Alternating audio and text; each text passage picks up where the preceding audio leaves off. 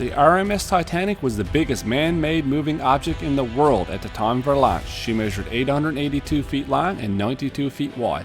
But that's not why we're going to 3D print her today. We have a totally different reason.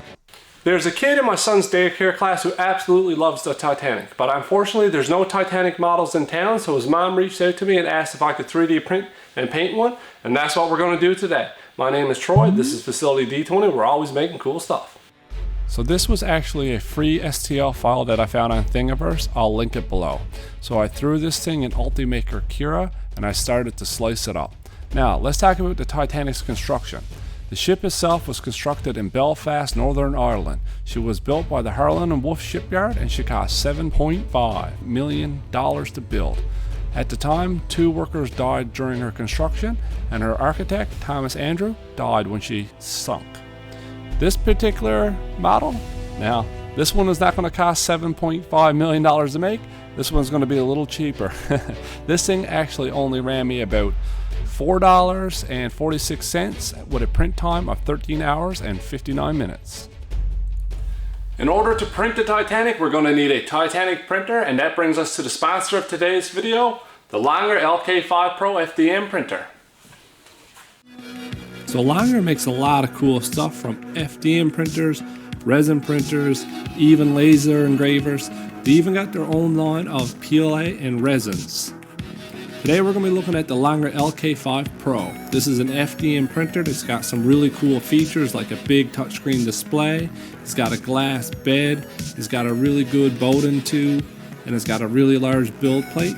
All things that I think will make it the ultimate terrain printer.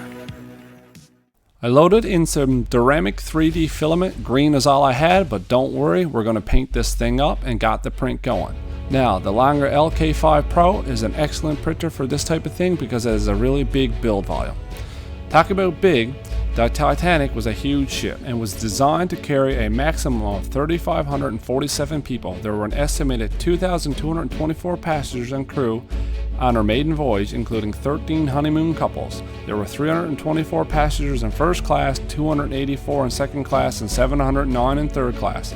66% of the passengers were male and 34% of the passengers were female. 107 children were aboard her. Now this was a beautiful print. I used 50% infill and 4 outer walls to try to make this thing nice and strong, and the details came out really nice, and I was able to print it without any supports at all. And I must say, even the captain of the Titanic himself would have been proud of this print.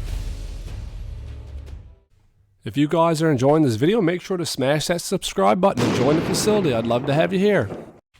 I decided to do a very simple paint job on the model of the RMS Titanic using all spray paints, and I started with a gray primer before moving to a white base coat. And not everybody knows this, but RMS in Titanic actually stands for Royal Mail Steamer.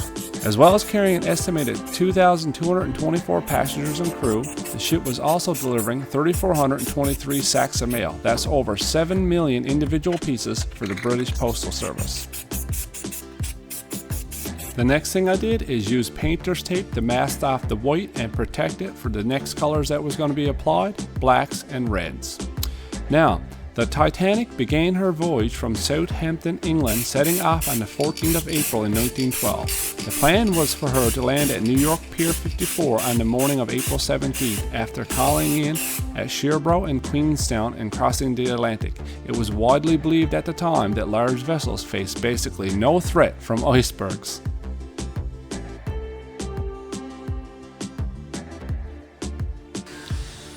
Using all spray paints was a super fast way to paint this ship. Now, talking about ships and speeds, the Titanic's top speed was 23 knots, the equivalent of over 26 miles per hour. She had 3 main engines, 2 reciprocating 4-cylinder triple expansion steam engines, and a low pressure Parsons turbine. Each engine powered its own propeller. Really cool.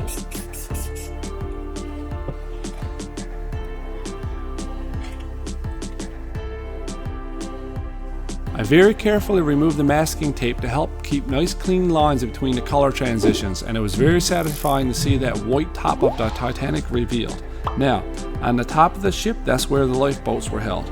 and the ship was originally designed to carry 64 lifeboats, but only had 22 on her maiden voyage. This was to lower the amount of clutter on the decks. A lifeboat drill was supposed to take place on the day of the disaster, but for some reason, the captain had cancelled it. The crew had not been properly trained to deal with an evacuation, and many of the lifeboats were barely half full when launched. The paint job wasn't perfect, so I had to bust out my miniature paints and my paintbrush and clean up some of the black and white areas.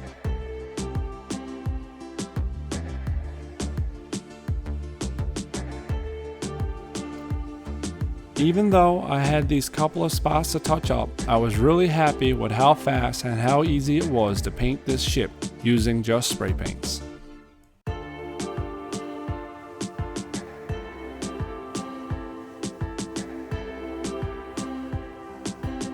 And I also decided to paint the funnels a golden color. Now, the Titanic had 4 huge funnels, but only 3 of them released steam. The 4th funnel was mainly for show, but also provided some ventilation for the kitchen. Each funnel was painted buff with a black top. There was also 2 155-foot high masts on the ship as well.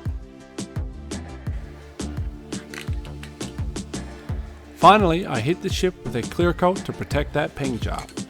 Did you know that 6 ice warnings were received by the Titanic on the day of her collision, and all were ignored? It was a moonless night and the waters were still, making the iceberg difficult to spot. The iceberg was also a blackberg, which meant that due to continuous melting, it looked darker and mirrored in its appearance, rather than white. The phenomenon is similar to the black ice found on roads. Even though this was a very simple project, as you can see here now, the ship turned out really nice. Unfortunately, the real Titanic didn't stay nice for long. 4 days into the crossing, the Titanic hit an iceberg. The impact was at 11:40 p.m. ship's time, and the ship was 375 miles south of Newfoundland, which I've always found interesting because it was a little connection to my home province. It took the Titanic 2 hours and 40 minutes to sink after it hit the iceberg.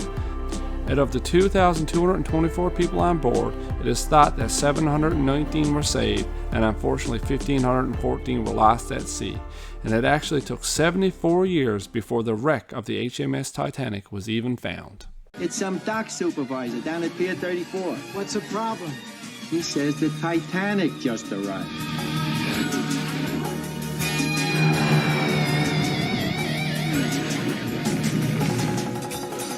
Well, better late than never.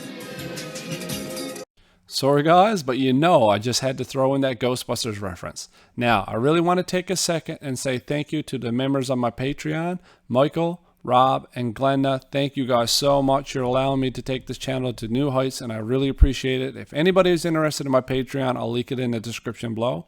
It helps support the channel a lot. Also guys, stick around on my channel. I got some really cool videos that you might like this one here of a giant Cthulhu diorama, and another one of this black pirate ship which I used to try to kill my D&D party. Thanks for watching.